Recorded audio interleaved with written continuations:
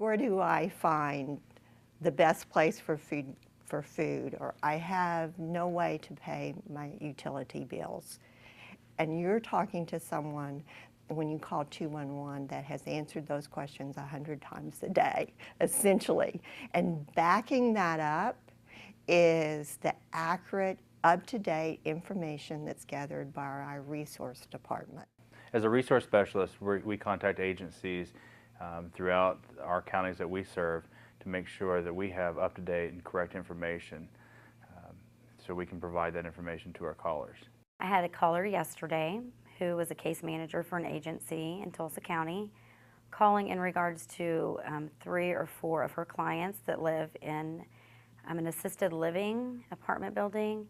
The landlord would not fix the air conditioning, and these 90 and 80-year-old men and women were living in apartments with 107-degree heat outside, no air conditioning.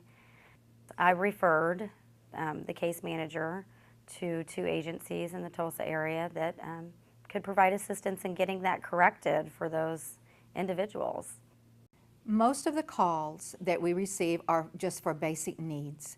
For example, food, clothing, shelter, those types of things that are very basic to people getting their needs met in the community.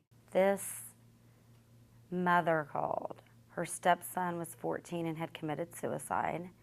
She thought her husband was dealing with post-traumatic stress because he found the body.